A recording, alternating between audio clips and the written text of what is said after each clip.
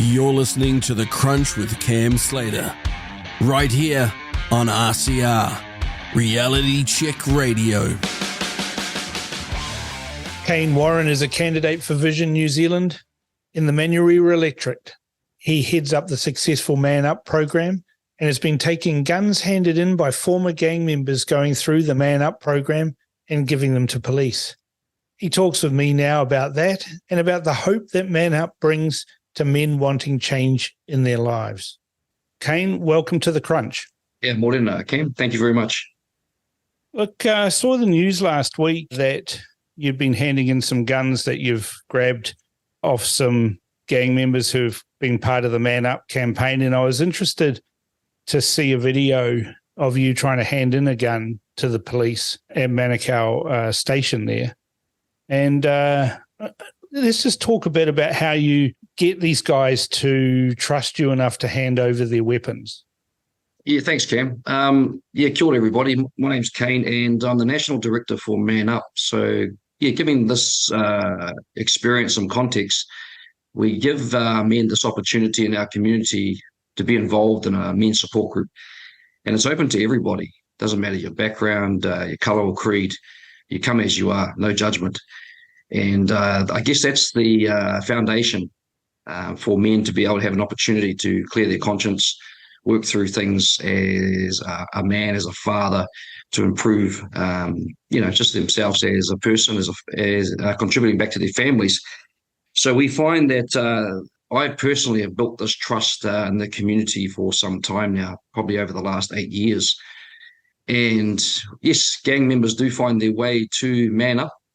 And as the story had exposed, firearms have been handed in. So really what we're saying here is I think we've got this buffer in between the law and the community. It's a safe space and a place, as I said earlier, where men can actually clear their conscience, clean their act up actually at the same time regarding the situation of holding illegal firearms. So the word is probably trust. I built some trust. So these guys, rather than them turn up to the police station and probably get, 10 questions and thrown into the interview room, it's probably better they come to me as a mediator, and then I go to the police and, as you've seen, hand in the firearm. Mm. And, I mean, you say that the Man Up has the, I guess, a motto of come as you are, which that's the same motto that the church I go to in Papatoetoe has, where we welcome everybody. It doesn't matter what you're wearing, what you look like, who you are, where you come from. Come as you are. Does that help with these guys that are coming to exit gangs, that they're accepted as they are? Yeah, I think the word acceptance has been a battle all their life, right from childhood. I can only imagine a lot of these men that were boys once upon a time growing up in homes, and whatever the condition of their homes was or wasn't, things like affirmation, acceptance have been their battle their entire life. So the last thing they need is to come to any organisation and experience judgment. And I guess that's where the opportunity is. It's got to be genuine because they've picked up fake all their lives. They've seen it. They've heard it. So no doubt about it. If there's a door that's open and they can come in as they are and welcomed, and that's a starting point, I think they're better. They're gonna make better decisions moving forward in terms of what do they want in terms of being a better man, better father, better provider.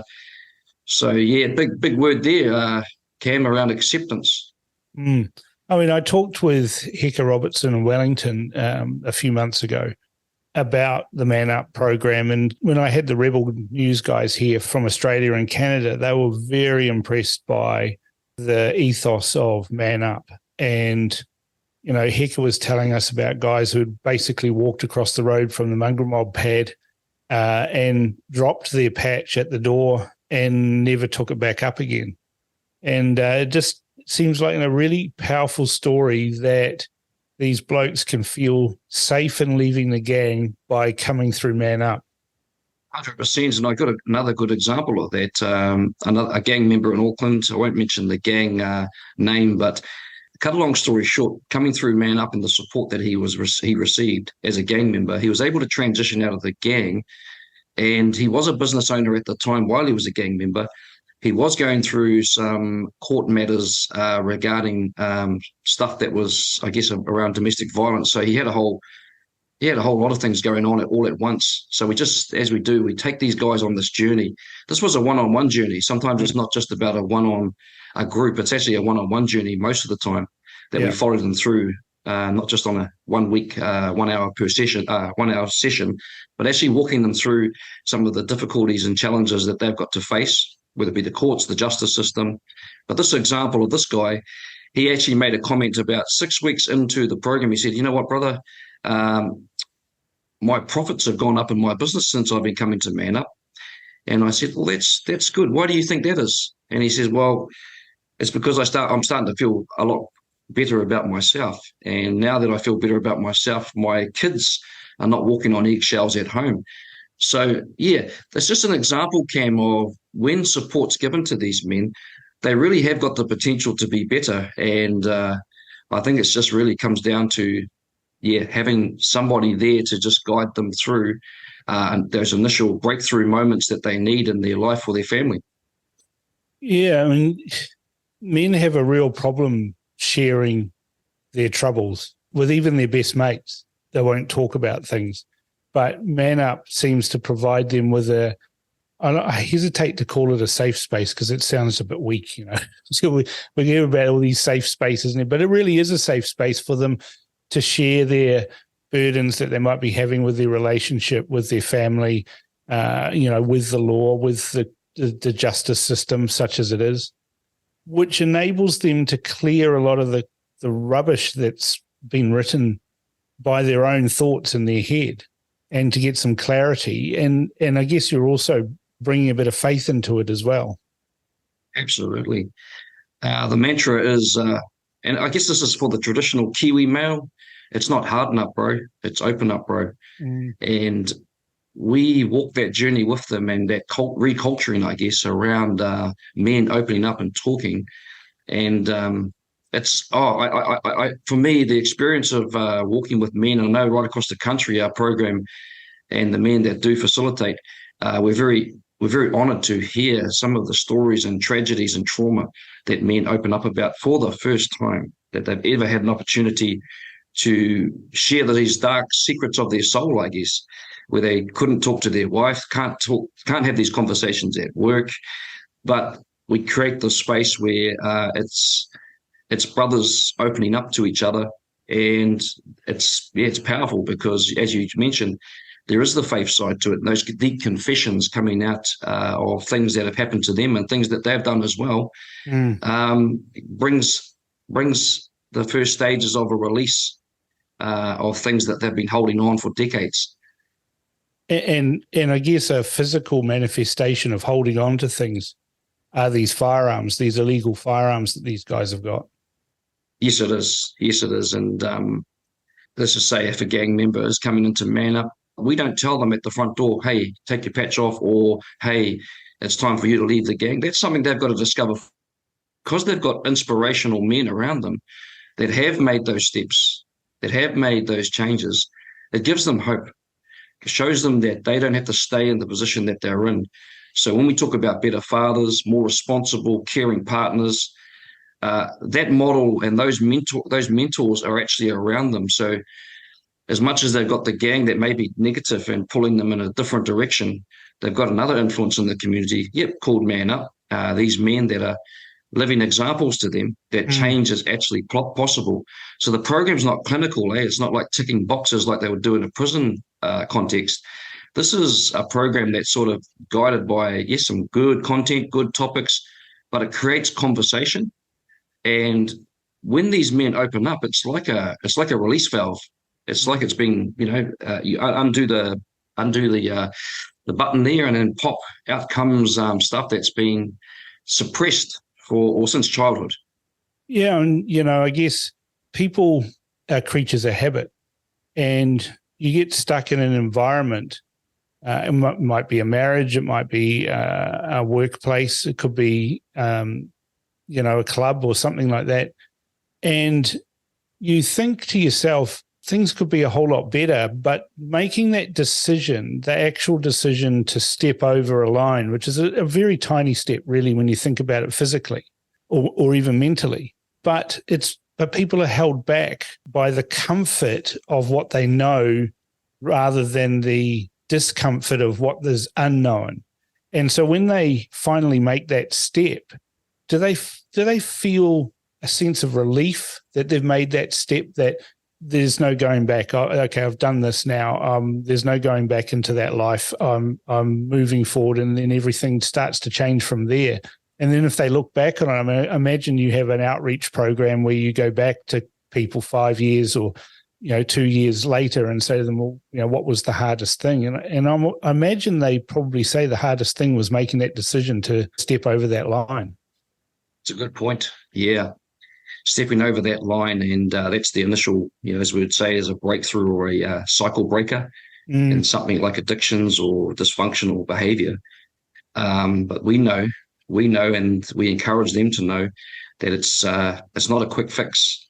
It's you've been in dysfunctions, for example, maybe 20 years, and this ain't going to go away in 5 minutes, but it will get better as you walk it out. And I think that's the key thing with Man Up, is that it's more than just the program. The brothers that engage with the program call it a lifestyle change. And so I think that's probably the key part. And as you say, Cam, 5 years later, there is a testimony to tell. There is a story to tell. And that's why I believe Man Up is successful, because it is the champions telling others of their story and how they got the breakthrough, how they, for example, broke dysfunction in their life, how they walked away from the gang culture, how they broke addiction. And so we are big on, at the right time, getting the men to share their story, their journey with other men and the community. So that's not a secret, just confided in Man Up. But when they're ready to tell their story, it's time now to let everybody in on the chapters of your life that were tough, that were challenging. Yes, there were highlights, there were mountaintops, there were breakthroughs, and often sometimes there are relapses, but yet they still come through eventually stronger than they came in at the beginning. It almost becomes contagious the more people that go through and succeed in essentially welcoming freedom into their life rather than the restrictions of a gang or restrictions of prison or restrictions of, all sorts of social constructs that hold people in situations. When they experience that freedom and then things get better for them, and then they start telling some of their other mates who are, let's be frank, they're pretty tough guys. That becomes contagious and encourages other people to cross that line too, doesn't it? Absolutely. And I think we, in Man Up, help over time take off the negative stereotype labels, like gang member, like offender, just that language, like criminal, even though they've got criminal records and they make this change and want to get into employment, we help these men, take off those labels that they've been labeled as useless even in their childhood. You're never going to make it. So there's a lot of work to be done spiritually, mentally, for our men to transform into what we believe God's called them to be, and that's great men. So we put on new labels. Hey, you're a beautiful guy. You're an affectionate man.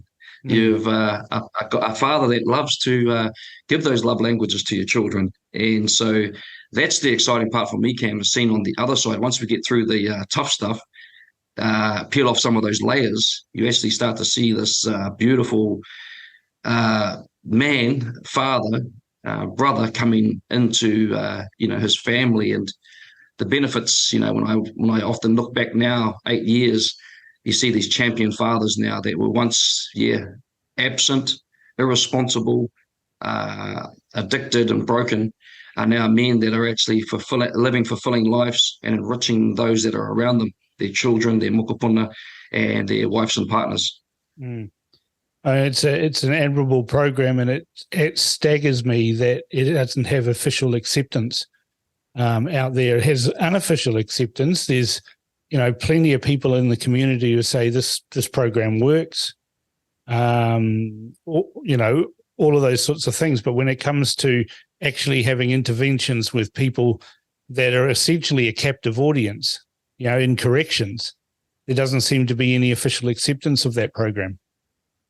Yeah, we're on the positive here of man up and better fathers, and I think politicians are sort of what I'd call man down. They really have got a tall poppy syndrome when it comes to successful programs, and they should acknowledge it, regardless of personality challenges that they may have with the likes of Brian Tamaki. To be honest and fair, the program is bigger than a man. It's spread right across the country. And I think corrections or our government, they've had those issues, but they can't hold up the progress. I think if Man Up is credible, we've got proven results, it should be on the table for discussion and given an opportunity to actually help make an impact, because our prison numbers are not going down. Our offending is not reducing. In fact, it's increasing. So any programs like Man Up or I know some other community champions out there in Manurewa, South Auckland as well, that don't get no recognition from this government. It's actually an indictment, and the politicians, I find that the only way that you can get a politician to listen to you is if they're in fear of losing their seat. Yes, that's true. And again, I get we have to go back to why is a MP or a representative in government on our behalf is to represent the people, and we don't feel that representation given even Man Up an opportunity to have access to help our people, help our men. And I've taken a bold step too, Cam. Under Vision New Zealand, I've launched what we call a policy called the Ministry for Men's Affairs. Yeah. And that basically looks into where men are not performing. And there's a lot of areas where men are not performing and it's not given really strong attention. It's an opportunity to actually address that. And so that policy has come through the years of experience of looking into how our men can be better to perform for our families, for our children. We have a massive fatherlessness problem in New Zealand. A third of children growing up in New Zealand grow up in a home with no father. That itself is a massive problem, not only today, but in the future. Well, it's an intergenerational problem, something that welfarism has exacerbated rather than solved. And the politicians seem to think that the only way you can solve something is to apply money to it rather than going and looking at what works. And you look at the National Party, their policy for boot camps for kids. Well, you wouldn't need boot camps for kids if they had decent fathers that were teaching them how to act and behave. And we had a society where people's individual responsibility kicked in well before their individual consequences kicked in. Absolutely. I agree with that statement 100%. And if Man Up was given an opportunity to be involved in our reconstruct of our homes through working with our men, I know for a fact we would bring a solution to that problem there of the breakdown of family. Now, but the breakdown of our families is the cornerstone issue around our crime. I think it's just common sense, Cam, but obviously common sense is not that common at all. It's when not we're that talking common. about our politicians, it's crazy, man. But here's the thing, right? We've got these guys in prison for committing. By the time you end up getting sent to prison, you're going to have a fair amount of time of committing crimes before you got sent to prison. You've probably had 20 or 30 convictions of a lesser degree before you end up in prison. It's very hard to actually get sent to prison in New Zealand these days. There's a lot of talk about how easy it is, but it's pretty hard. You've got to commit a lot of crimes or some very serious crimes. But while we've got them sitting in prison, 2 years, 5 years, 10 years, life, whatever, it's ironic. They're a captive audience. And I know corrections has programs that are in place, but recidivism is out the window. It's approaching, 80, 90%. So you've got to say that the programs that corrections have invested in, because that's the sort of womble speak that they talk about, right? They've invested in these programs. They're not working. And yet we've got a program that has demonstrable, clear successes. I bet you've got an address book in your phone, hundreds of men that have successfully gone through Man Up whose lives have been changed that could serve as a testimony for these, well, I consider them to be fools at correction. I mean, there's some good, hardworking, caring people that are in corrections, but the reality is they're there to lock people up and let them out when their time's finished and try and keep them safe in between. Wouldn't it be better if they actually, being a captive audience, had Man Up classes, had Man Up situations in the prisons? So you calm down the violence, you change people on the inside so when they get on the outside, they can rehabilitate themselves even further. It seems to be a logical solution, and I'm stunned that nobody's taken it up. Yes, we look into the ideologies of political parties is the outcome for men and women, because, hey, women, especially Māori women, are highly overrepresented in the statistics of incarceration right now. So that's absent mothers now, not only just absent fathers. So what is the end result for prisoners? Do we want them, being rehabilitated to think about, their own personal responsibility, which I know a lot of the programs in prison look at that. But do they go into even deeper parts of the father, for example, like Man Up, to actually help them understand that, hey, you're on a journey home. Home is where you need to be, not in this prison. And so helps programs and developing them around their future and becoming a responsible father. Because I know a lot of the men that I do mentor in prison, they're talking what they want to be, back engaged with their kids, because there's a lot of downtime, 2 years, 3 years, and sometimes even longer away from their children. There's a rebuild that needs to actually happen there inside the wire, but also helping them transition out. And I think that's where sometimes the missing link is. They get released from prison, most of them, with a $350 one-off payment called Steps to Freedom. But there's a joke out there that says it's the steps to reoffend. So there's not a reintegration strength that we have with our prison system right now. And I know it for a fact, a lot of the men that go into these housing situations and bail homes, they are still controlled by the gangs. There's drugs, prostitution happening, and you're setting them up to fail, literally.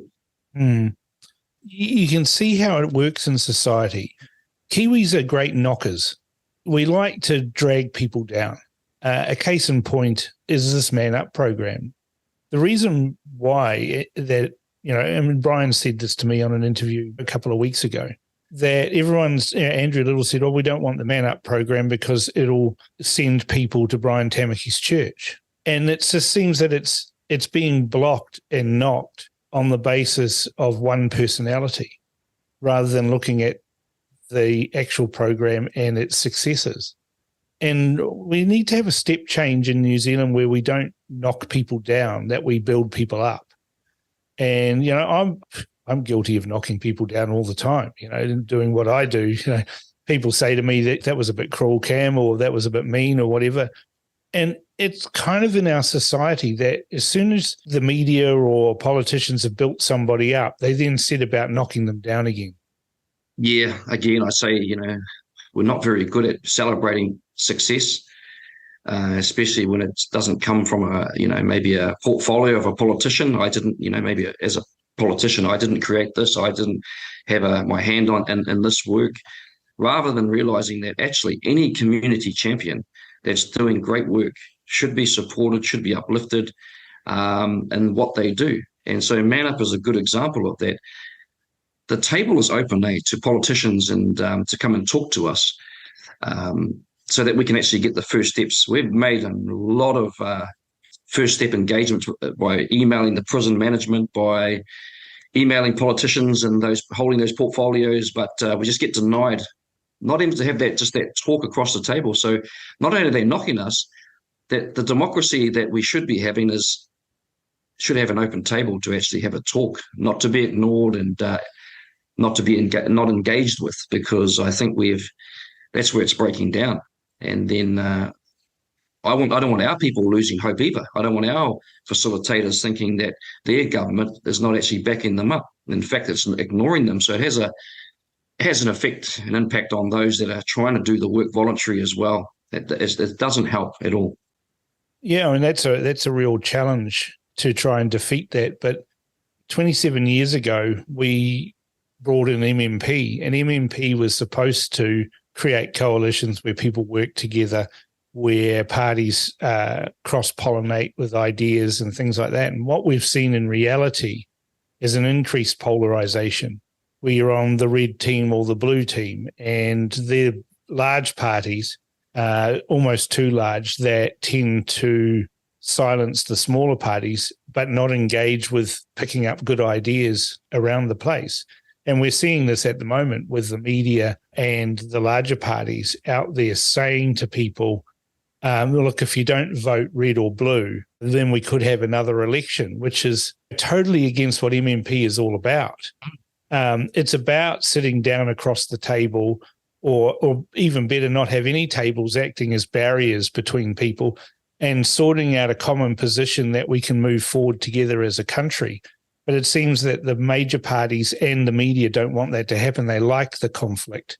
They like the constant one team against the other, rather than seeing a cohesive and collaborative government that looks for the best solutions in any particular area and then deploys those. So yes, I find it frustrating that good ideas, doesn't matter who comes up with those good ideas, whether it's you or Brian Tamaki or any other politician that's out there in a minor party. They're good people who are trying to do wonderful things for the country in particular niche areas. Why not adopt those? And it just, and I was locked up in that polarized environment where people still say to me today, on Twitter or X, as it's called now, I say something about somebody, and then somebody comes back at me with a picture of me standing next to John Key from 10 years ago.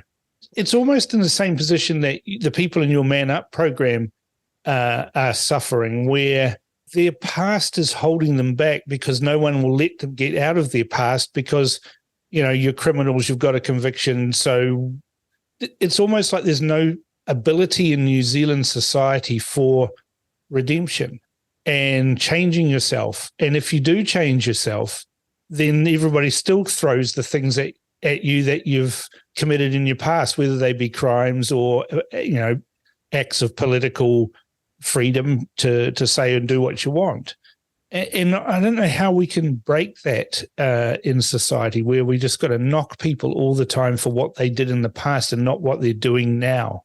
I totally agree. And I mean, isn't it something that the asylum seekers, the government are actually passing some sort of legislation that they're allowing asylum seekers into New Zealand, and they won't check their they don't have to check or worry about their background, whether it be a criminal background, but yet the people of New Zealand, as you made an example, after 10 years of living a clean life and not being involved in any criminal behaviour, they still are marginalised, and they are the citizens of New Zealand. So, it's a lot of conflicts.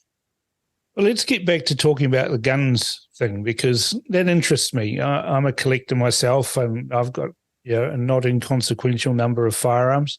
And one of my bugbears that I've had with the police is they don't seem to have a process on how to get illegal guns in off the street. They just have all these laws and processes and regulations that are policing licensed firearms owners, but they're not doing anything about unlicensed or illegal firearms owners. Whereas you're coming up against this on a regular basis, regular enough that it's significant to make the news. And you've tried to hand firearms into the police. And, you sent me through a video before this interview to have a look at. And I was staggered, that there didn't seem to be. I mean, I got the feeling that when you were putting the guns in your boot of your car, that you had trepidation there. You were unsure about what was going to happen when you got to the Manukau police station. And then just to see the stunned and baffled looks that why would anybody come into the station and say, I've got an illegal firearm I need to hand in, what's the process for that? And they didn't know. They just didn't know. I think one of the things there, Cam, is that you're right. Because it's an illegal firearm, it's a machine gun. You're thinking, I don't have a firearms license. I don't handle firearms, so I'm by no means a specialist. So yeah, heck, you're nervous. You're wondering what's going to happen at the other end. When I take the firearm, are they going to start accusing me because I sort of I've got that look, I'm Maori. All these sorts of things cross your mind. But I think realizing that getting this illegal firearm out of the hands of someone that's wanting amnesty, at the same time handing it into the police, because then that actually gets that firearm off the streets with all the homicides and murders that are going on, and with firearms in Auckland City alone, it's a good deed. I think for me though, it highlights that I represent a lot of good, solid Kiwi men and people, not just men, women, that actually do charitable good deeds, and that's to me was a good deed. May not be received by the police that day like that, but here's the saddest thing. They said, look, we're going to get someone in the senior police to give you a call. Well, it's been 2-3 weeks and nobody's given me a call. So it's like, I'm just hoping that they realize that in our community, yes, there are gangs and there is crime and things are not getting better, but there are people like me. I'm a sample of probably many people out there that have got good engagement, good trust, and can get results through gangs, firearms, and the law. But you're creating that mediation space. Yeah, and you're actually taking possession of somebody's former identity. You know, that firearm is what bolstered them to commit their crimes. That it gave them power. That's why criminals carry guns. For them to hand that over to somebody, they're handing over their power to you, and you're saying, well, okay, I'll go and hand this into the police. Now, I've been involved in taking black firearms through a process to try and legitimize them. This happens all the time in the collectors community, right? You'll get a phone call from somebody that said, I've just been doing up a house. We've taken out the walls and we've found these guns. What do I do now? And so, you know, there is not a process that the police have. It depends on who you talk to. And there's some very good arms officers that are out there who will walk you through a process to do that. But invariably, when you tip up at the police station and tell them that you've got this firearm, it's not on the register, it's been in the wall for could be 40, 50 years. You know, somebody brought it back from World War II or World War I.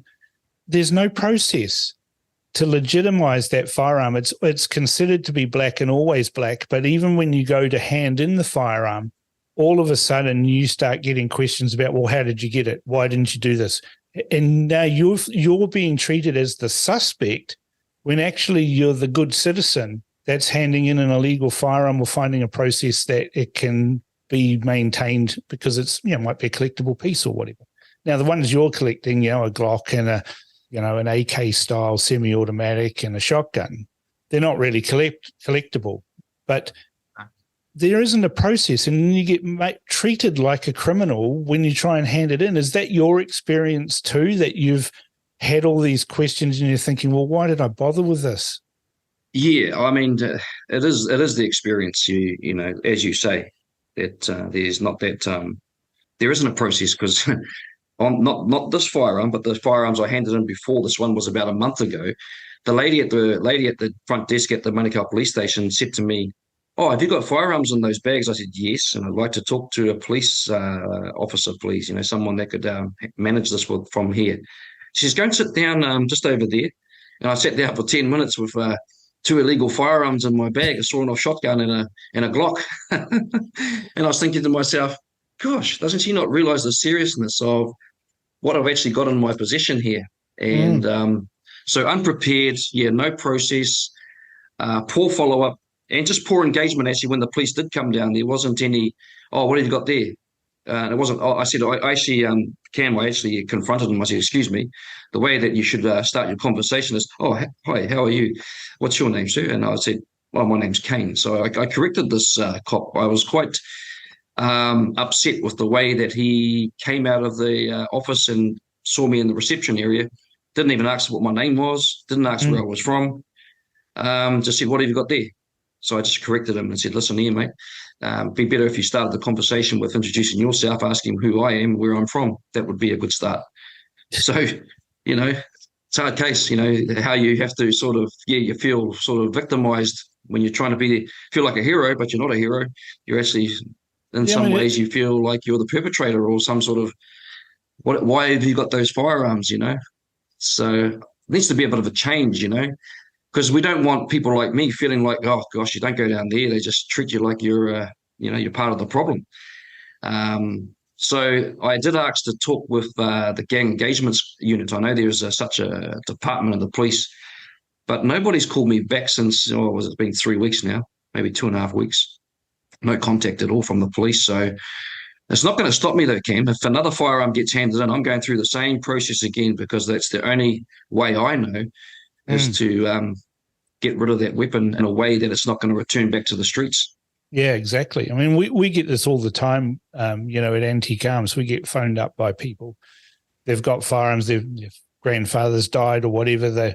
They are clearing out boxes and, oh, hello, we've got, a Webley revolver, or we've got, different sort of fun. We've even had, submachine guns and stuff like that have turned up that they didn't even know Granddad had. Wow. They brought them back from World War II hanging over their shoulder, nobody questioned it. Now, all of a sudden, they've got this firearm and no ability to deal with it. They're too afraid to go to the police in case the police then decide to do exactly what they do when we go in there. I know of a case where some old guys had decided to get rid of their collection, etc. There's a whole lot of magazines for firearms. They now need to be registered, but there was at the start of the whole buyback situation, law changes, the police were very opaque with what the rules were. There's these 80-year-old guys that have got 10 or 15 magazines. They're actually worth a little bit of money, because now, ironically, by the police making them restricted and requiring to be, serialized, they've actually increased the value of them, because not everybody can have this little metal box with a spring in it. So they've increased the value, but they've got no ability to hand those in. The police then say to the dealers or whoever's got them, why have you got those? We want the names of the people that handed them in. We want to prosecute them.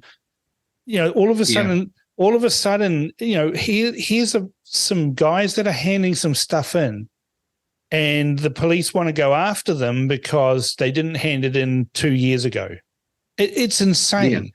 Yeah. And it's demonizing and ostracizing people so that they no longer wish to deal with the police.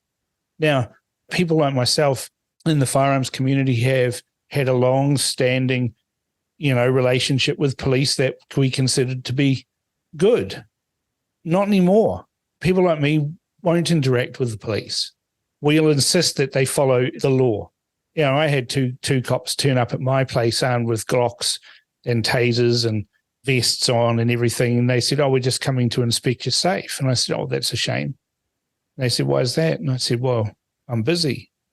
And they said, well, what are you doing? And I said, well, I'm talking to two idiots who don't understand the law. And they said, are you talking about us? And I said, yeah. You have to give me 7 days notice to come and inspect. You haven't done that, so you can go. See you later. And then they threatened me. And so the interactions that you have with police, that you're insisting that they follow the law, turns into a threat that this won't go well for you. So we sit here and we wonder why there's no respect for the police. Well, they don't have any respect for law-abiding citizens. Well, that's right, Cam. And I've experienced that myself. As I do when I'm at the front desk, I tell them who I am, what organisation I'm from, so they get an understanding that, hey, hold on, this is the profile of the individual that's standing before us. But there's no credit given for that. If I was in the police and I was on the other end, I'd be trying to find CAINE Warren, because I see that as an asset. I see that as an asset to keeping our streets safer. But I think there's been a shift in our police. They're lacking community engagement. And I know that for a fact, because a friend of mine that attends my fitness centre said to me, he is in the police and he's in the gang engagement unit, and he's in Manukau here. And he came and see me just off record and said, hey, CAINE, we just need some ideas on how we can engage the gangs. And if you don't mind, come and meet our seniors and maybe share some of your experiences. And I said to him, that's not going to work. That's not going to work, because your brand is not trusted. There's a big difference between the police, what you're saying, and where we are as people in our organisation. We have the trust and the engagement with the people. And I said, I won't be able to offer too much advice at all to your seniors, apart from the same thing that I'm telling you. You're not trusted. So my final advice to him was, you have to make some radical shifts and changes in order to be trusted, because they don't trust you on the streets. And why do they come to us? Well, because they know that we're trusted. If I tell the man that you hand these guns and it's amnesty, it's amnesty. There's no names. Yeah. And I think there's a lot of breakdown, Cam, on police engagement in community. It's not working. It hasn't worked for me for the last 2.5 weeks after that firearms handed. Yeah. Just appalling. And it's easy to be fixed, but it's going to require time. The police, with their actions during COVID, the actions since the Christchurch massacre, they have destroyed trust in large segments of society. And their answer is to wallop us harder. If they're going to build trust with folks in the Man Up program, then they almost need to come down not wearing a uniform, participate in the program, earn the trust, and then they might find they can get a whole lot more guns back off the criminals that are out there, or ex-criminals that are wanting to go straight. I mean, let's face it, like I said, if they're handing over a Glock that's an interesting firearm. I'd be interested to know if it was actually a police firearm that they've now recovered. Because the police have lost more Glocks than private citizens have lost Glocks. Oh, no. I mean, that's the crazy situation of things. And it seems that the police as an organization has a systemic problem that they refuse to acknowledge, and they just box on regardless. Maybe they need to do the Man Up program. Yeah, well, it's a free advertisement to the New Zealand Police today. If you're out there today and you're needing to, recondition your mind and heart, then Man Up is a good place for you to come. Now, you're standing in Manarewa electorate, aren't you? You're going to correct me, right? Yeah. So that's a hardcore Labour seat. It's never gone any other colour other than red. How are you finding door knocking and campaigning as a candidate in a deeply red seat? Tide is turning for Labour in Manurewa. I know that for a fact because we've knocked thousands of doors. Yeah. We've visited plenty of businesses, local dairies, and because of the last 6 years of Labour-led government, and particularly the last 3 years, there's been a turn and a shift in the voters. Could be a swing vote, as you know, if they don't go red, they sometimes go blue. But the feeling is speaking to a few senior citizens in the community that have been Labour for ever since it's existed. Basically, if they don't vote red, they don't vote at all. But I've been able to swing their candidate vote. Right. And so that's been interesting too, that they hold red, whether it goes back to George Hawkins or whatever. But when you talk to them about the experiences they've had, lockdowns, just left on their own, really, there's a lot of people hurting out there, Cam. And the door knocks have been quite slow for me personally because they've invited me inside for talks. They want to talk. And it's a little bit of it's like a Man Up session in itself. They're venting just their frustrations and hurts, some of their concerns, especially the elderly, actually, afraid to actually walk out on the footpath, go down to the local shops, afraid to be attacked or verbally abused. So I really was shocked. Maybe I've been living in a bubble. This campaign's really popped my bubble to really feel where people are actually at in terms of, like you said, where are they voting? There is a swing, and some go national, but there's also, as I say, Vision New Zealand. There's only a four-horse race in Manurewa. There was 11 candidates standing in the 2020 elections. This election is only 4 parties standing in the local general seat. Yeah, National Labour, Māori, and Vision New Zealand, myself. With that swing that you're detecting, do you think that part of that is, like you say, if they only vote red, and if that doesn't look like they're going to get anywhere, then they don't vote at all? Do you think that there's going to be a lower turnout in Manurewa electorate this time round? Or do you think people are I detect a angry undercurrent amongst people on the street and voters. And they seem like they want to teach the government a lesson, a very harsh lesson. And you seem to be picking that up too, that there's people who want to talk. Cost of living is probably the biggest thing. And we get these politicians who you never see them on the streets for 3 years. And then for 6 weeks prior to the election, here they are eating sausage rolls and doing crazy things. And, do they think that we can't see that this is all a charade, that they're just pretending they care? Because that's the feeling that I get, that they don't care. They don't want to listen to us. They only do this every 3 years. And then we see them in the community finally in the election campaign. Where was all of the visits to the markets before that, or whatever they're doing? They're only there to open things and get their names put on plaques, it seems. Yeah, well, that's right. That's why I think to the voters that are listening, we have to vote differently, and it's tough because the media doesn't help at all. It hosts debates with the main parties. It leaves all the minor parties out of key debates. You don't see democracy when the media are in control. And you're right. They come out in this last 6 weeks and they showboat, picking up rubbish, taking photos and selfies. That's been hard for me, Cam, because I know I'm a part of it too, because I'm campaigning as well. And I've been visiting a lot of our elderly homes, and how enriching that's been for me. But how sad it's been to ask the head nurses and that, hey, has any of the other candidates locally been to visit our elderly homes? They says, no one. So they pick and choose, They pick and choose where they go for their selfies and their profiling. They're not very consistent right across the board. Me, I've broken all barriers. I've gone to Buddhist temples. I've gone to visit our Muslim whānau. I've gone to the Black Power pad. I've gone to dairies, and I've gone to everyone else in between, because to me, it's important that all people are engaged with a potential MP, so they can see this person, they can hear what their message is, and at least have that opportunity to say, okay, that fits me or that doesn't. But we haven't seen that consistently with Labour and National even in Manurewa. I guess that's that polarisation again that's affecting that. It's the us and them mentality, which never in the history of the world has creating an us and a them situation ever worked out, without bloodshed or violence. But that's exactly what we're seeing. And we're seeing that with some of with your people from the Man Up program. There's an us and a them situation. You're attempting to create that, but the politicians and people, powers and be, are still creating this us and them situation, when in actual fact we need to look at it from, in my view, a perspective that there is no us and them, there's just a we.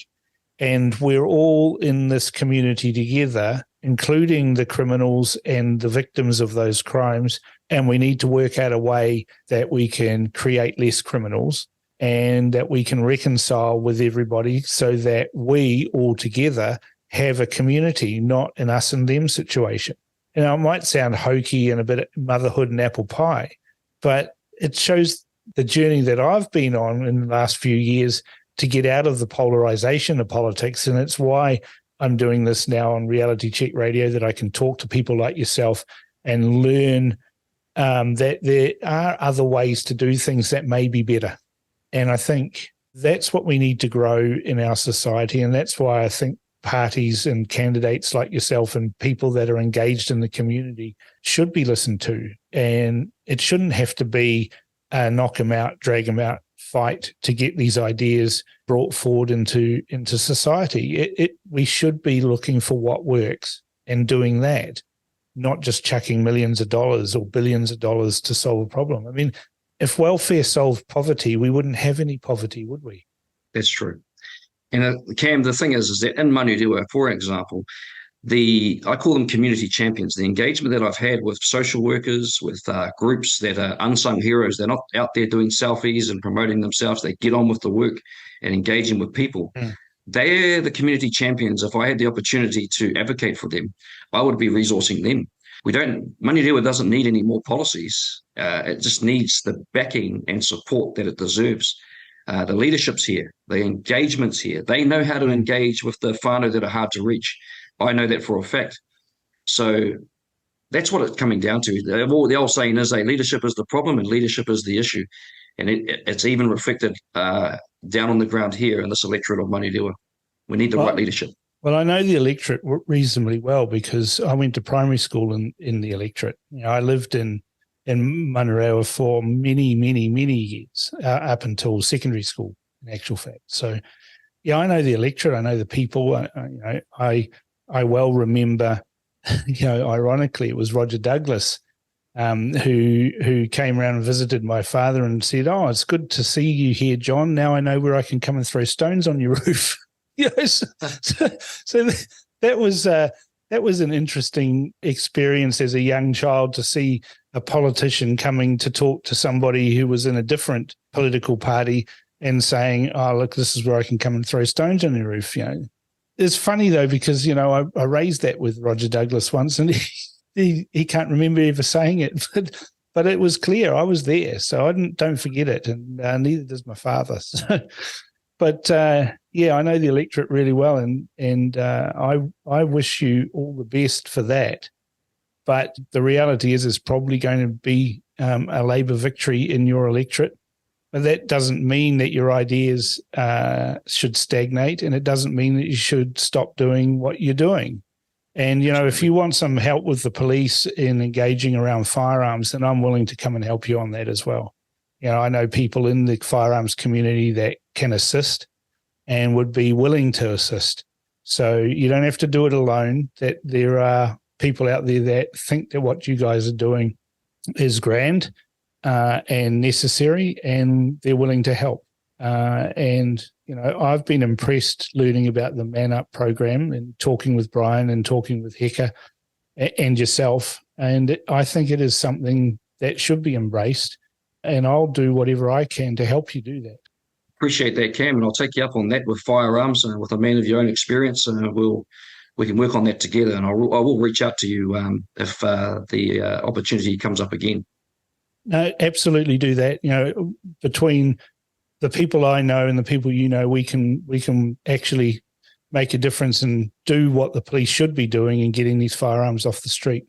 But I just like to thank you for coming on the Crunch. It's the last week of the election. You'll be able to have a rest on Sunday. Well, actually, you probably won't be. You'll be at church on Sunday. But, you've worked hard in the electorate, and I wish you well. And, I think there'll be some things that we can work on together as well. Thanks, Cam, for giving us this opportunity this morning, and appreciate the work that you're doing too, and the team, just giving us a platform to be heard. Thank you. Well, we need to hear all voices, and it takes all types to make a community. And I just don't think that we should be shutting our ears and our eyes to what are good ideas. And so, that's what Reality Check Radio is all about. It's exposing listeners to new ideas and thinking of better ways to do things. So, once again, thanks for coming on the Crunch. Well, that's awesome, Cam. And you can send me a Reality Check T-shirt. I'm a size large. Thanks, mate. I'll send you a Man Up one. We'll do a trade. Do a trade. Oh, we should do it in person. Swap them over in person. We'll do that. Yeah. I am constantly astonished that politicians and bureaucrats refuse to engage with Man Up. How much better would it be to have people in prison go through the Man Up program while they're in prison before they rejoin society, rather than try and start their journey away from crime after they leave prison? I'm thoroughly impressed by the difference men like CAINE can make helping other men with the Man Up program. Kia kaha, CAINE. Now tell me your thoughts on what CAINE had to say by emailing inbox@realitycheck.radio or text to 2057. This is The Crunch with Cam Slater. Conversations with a side of controversy right here on RCR.